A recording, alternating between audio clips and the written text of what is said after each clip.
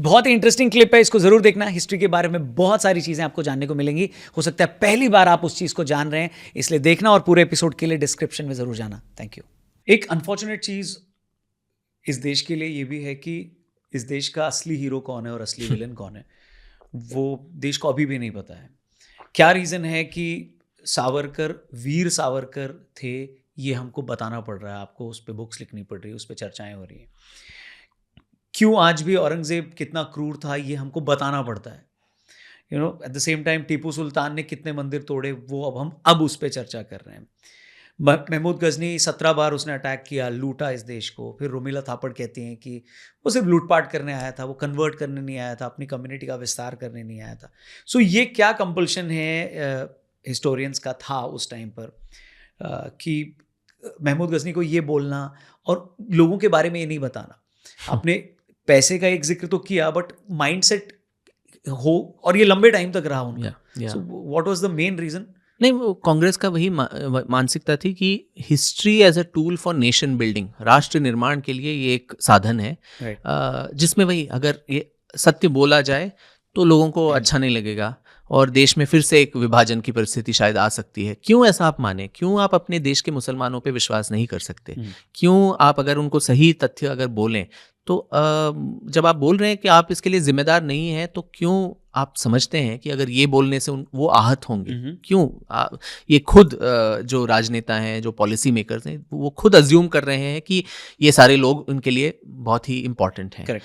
और आपने जो बोला कि जो आप अपना हमारा इतिहास को भी अगर आप देखें, आप एक सूची बनाइए। आपने 6th स्टैंडर्ड या 7th स्टैंडर्ड कौन कौन से वॉर्स के बारे में हमने पढ़ा, युद्ध जो हमने अपने पाठ्य पुस्तकों में, अरब इन्वेजन ऑफ सिंध, उसका क्या निष्कर्ष निकला? भारत और भारतीयों की हार। फिर आप आइए, बैटल ऑफ तरेन, पृथ्वीराज चौहान को हराया गया। बैटल्स ऑफ पानीपत, सब में भारतीयों का पराजय हुआ। फिर Anglo Mysore war, Anglo Maratha war, Anglo Sikh war, battle of Plassey, battle of Buxar, जो लंबा लिस्ट है, सारे हैं हमारे पराजय के। और आज हम एक सभ्यता के तौर पे, एक राष्ट्र के तौर पे, the only pre bronze age era civilization अगर फिर भी जिंदा हैं, तो कुछ तो धैर्य हमारे पूर्वजों ने भी दिखाया होगा बेचारों ने। कुछ तो युद्ध उन्होंने भी जीते थे। बिल्कुल। तो ये अगर 5 युद्ध हम किसी को बोलें तो बताओ कि जहां हमने जीता था, तो बगले झांकने लगेंगे। और ये एक चर्चा यहीं दिल्ली में मेरे अच्छे मित्र श्री संजीव सान्याल के साथ हम यही बात कर रहे थे कि क्या हम 5 ऐसे युद्धों को गिन सकते हैं जो हमने जीता? और हम दोनों सोच रहे थे, दोनों इतिहास प्रेमी हैं, फिर भी लिस्ट करना मुश्किल है। तो उसी से एक मेरा पूरा किताब आ गया called brave hearts of Bharat, जिसमें 15 ऐसे वीर और वीरांगनाएं जिन्होंने युद्ध जीते भी थे। ललितादित्य मुक्ता पीड़ा, कश्मीर के कारकोटका डायनेस्टी का, किसी को ये नाम भी पता नहीं होगा, वो वंश का भी नाम पता नहीं होगा। वो दूसरे समुद्रगुप्त के नाम से जाने जाते थे। और उन्होंने जब अरब इन्वेजन ऑफ सिंध के बारे में सबको पता है, 712 में हुआ और मोहम्मद बिन कासिम आया और सिंध पे आक्रमण किया। पर हमें ये नहीं बताया जाता कि उसके पहले ऑलमोस्ट 60 साल तक सिंध के लोगों ने अरबों को पछाड़ा, उनको परास्त किया, और अंत में राजा दहर सिंध के वो मारा जाता है इस बैटल में और सिंध कैप्चर होता है। पर सिंध का छोटा हिस्सा छोड़ के अरब ने पूरे देश पे कब्जा क्यों नहीं किया? प्रोफेट पैगंबर मोहम्मद साहब की देहांत के बाद ऑलमोस्ट 50 या 60 साल की अवधि में, 100 साल की अवधि के अंतर, पूरा जो मिडल ईस्ट है, मध्य एशिया और उत्तर अफ्रीका, पूरा उसका इस्लामीकरण हो गया युद्ध के माध्यम से। एंड अटलांटिक ओशन से लेके भारत के छोर तक इस्लाम का परचम लहराता रहा। पर भारत में अरब इन्वेजन जो 712 में हुआ, उसके बाद पहला इस्लामिक सल्तनत अगर यहाँ पे स्थापित होना था तो उनको 500 साल लगे। तो 500 साल तक हमारे पूर्वज उनको धकेलते रहे, उनको पछाड़ते रहे। तो किसने किया ये सारा चीज़? तो ललितादित्य जिसका जिक्र हम कर रहे थे, वो पूरे जो अरब सेनाएं हैं वो कश्मीर और पूरा नॉर्थ इंडिया के पास आए ही ना, उसके लिए उन्होंने बहुत सारे युद्ध लड़े। यशोवर्मन कन्नौज के राजा, महाराणा बप्पा रावल जो मेवाड़, रावलपिंडी आज भी उसी के नाम से है, बप्पा रावल मेवाड़ के, फिर चालुक्य वंश के विक्रमादित्य, फिर दक्षिण के दंती दुर्गा, ये सारे लोग आपस में अलायंसेस कर करके इनको बाहर धकेलते रहे। उनको बहुत क्लियर वो ये था कि बाहर से लोग आ रहे हैं।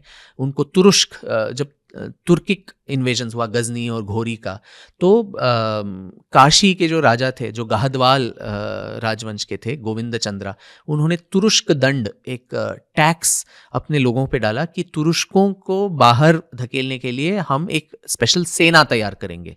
और काशी को काफ़ी दिन तक स्वतंत्र रखा गया।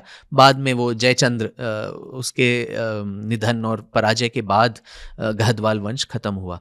तो ये सारे लोग जो हीरोज़ हैं, उनके बारे में क्यों हम कभी नहीं जानते और पढ़ाए नहीं जाता। गुजरात की एक महिला रानी नायकी देवी, आपने सुना था इसका नाम? नायकी देवी चालुक्य वंश, जो गुजरात के सोलंकी चालुक्य हैं, उनकी रानी थी। उनके पति के निधन के बाद एक छोटा लड़का जो था, वो उसकी रिजेंट क्वीन थी वहाँ। तब मोहम्मद घोरी सोचता है कि अभी तो गुजरात को पराजय करना बहुत आसान है, महिला का शासन है, तो वो गुजरात पे आक्रमण करता है पहले। बैटल ऑफ कासरहाड़ा नाम के एक युद्ध में नायकी देवी घोरी की आर्मी को पूरी तरह से परास्त कर देती हैं।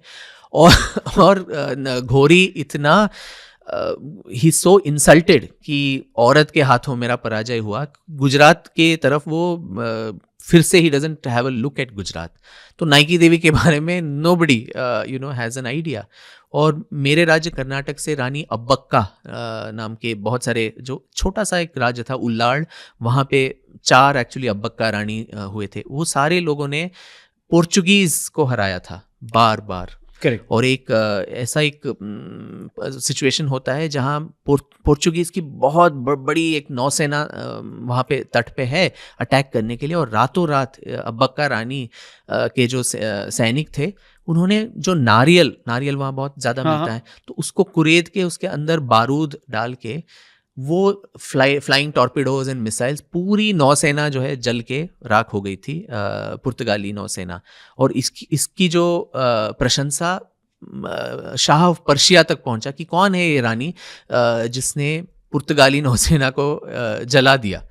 तो और केरला में एक मार्तांड वर्मा नाम के शासक, जो ट्रेवनकोर के रूलर थे, उन्होंने डच ईस्ट इंडिया कंपनी को हराया बैटल ऑफ कोलाचल नाम में 1741 में। और उसके बाद डच ईस्ट इंडिया कंपनी का पूरा जो परचम था वो गिर गया, नहीं तो we would have had Dutch colonization. जिस तरह टिपू अगर जीत जाता था तो फ्रेंच कॉलोनी होता था। तो ये सारे बैटल ऑफ सरायघाट, जो पूर्वोत्तर में लचित बरफुकान ने सबसे बड़ा जो इंपीरियल आर्मी औरंगजेब ने असम और कामरूप को कैप्चर करने के लिए भेजा, उसको बैटल ऑफ सरायघाट में 1681 या समथिंग अराउंड, तो उसको पराजित करके उसके बाद औरंगजेब ने फिर असम को कैप्चर करने का प्लान ही बदल दिया। तो ऐसे बहुत सारी चीज़ें हैं, स्टोरीज़ हैं जिनको बता ही नहीं गया कि हम we are a nation of losers. एक कुंठित मानसिकता, एक इन्फीरियोरिटी कॉम्प्लेक्स कि we are a nation of no gooders. इतिहास का रोल सिर्फ जिंगोइज्म नहीं है Raunak ji, I would like to stress that also कि हाँ मेरा भारत महान, जो पास्ट में था सब ग्लोरियस था, ऐसा बिल्कुल नहीं है। पर हमारे पूर्वजों ने बहुत सारी चीज़ें की, या तो युद्ध क्षेत्र में या ज्ञान वर्धन में, स्पिरिचुअलिटी में, जिसके लिए हमारे मन में जेन्युइन प्राइड भी होना चाहिए। एक पितृ ऋण भी है हमारा कि हम अपने पूर्वजों के बारे में कैसे सोचते हैं। ऐसी कहानियां अगर हमें नहीं बताए जाते तो वी फील मोहम्मद गजनी जब 17 बार आया, जो आपने बोला, क्या हम सब ऐसे बैठे रहे पूरे देश में? कोई किसी ने उसके ऑपोजिशन में कुछ किया ही नहीं। और आपने जिक्र प्रोफेसर रोमिला थापर के बारे में किया कि वो धर्म के लिए नहीं जाके अटैक किया, वो लूटपाट करने के लिए गया।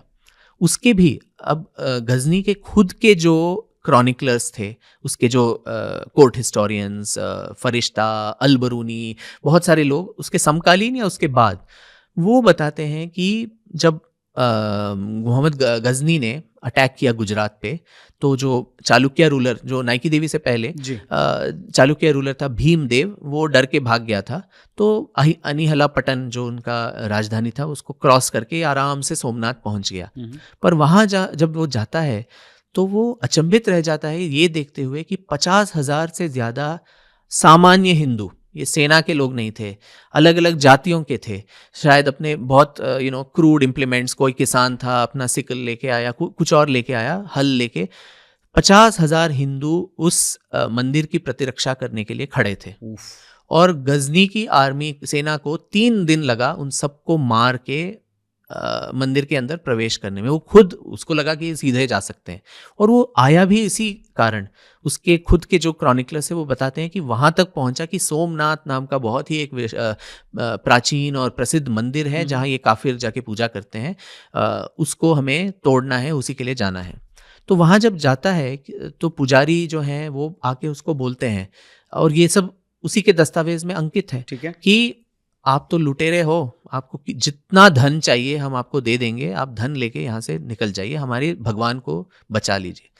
तो वो हंस के बोलता है तब कि अगर मैं ऐसा करूं तो मेरी जो लेगेसी है, मेरा जो नाम है, वो बुतों का व्यापारी के तौर पे होगा। मैंने धन लेके बुत को छोड़ दिया, मुझे चाहिए कि मेरा नाम बुत शिकन या बुतों को तोड़ने वाला के नाम से हो। तो मुझे आपका पैसा नहीं चाहिए, मुझे वो शिवलिंग चाहिए, और शिवलिंग को तोड़ के उसके पीसेस बना के, और वही था कि मूर्तियों को खंडित करके उसके पाउडर बना के उसके बाद मस्जिद के स्टेप्स पे उसको गाड़ा जाता था कि हर बार उस पे जब पैर पड़े तो काफिरों का धर्म का निर्मूलन हो। तो ये जब उनके खुद के दस्तावेज हैं, टीपू सुल्तान खुद बोल रहा है कि मैं गर्व से मैंने इतने लोगों को मारा, मैंने इतने लोगों को इतने मंदिरों या गिरजाघरों को तोड़ा। तो आज के इतिहासकार क्यों उसको कवर फायर देने के लिए आते हैं? नहीं नहीं नहीं जी, इसके लिए धर्म का कोई ये नहीं था, ये सिर्फ धन था। तो एक बार तो धन के लिए कर लिया, पर बार बार धन के लिए किसने वहाँ पे लूटपाट किया? तो ये भी राइट। एक बार धन लेने के बाद वहाँ कौन सा धन बचा? उसके बाद भी अगर सोमनाथ पे बाद औरंगजेब, गजनी से लेके औरंगजेब तक अगर अटैक्स होते गए उस एक मंदिर पे या काशी विश्वनाथ पे, तो धन तो एक ही बार रह सकता है। जाने के बाद कौन आके फिर बैंक में पैसा डालेगा? बैंक ही लुट गया तो धन के लिए नहीं था वो। It was clearly a theological and religious reason for which these attacks happened.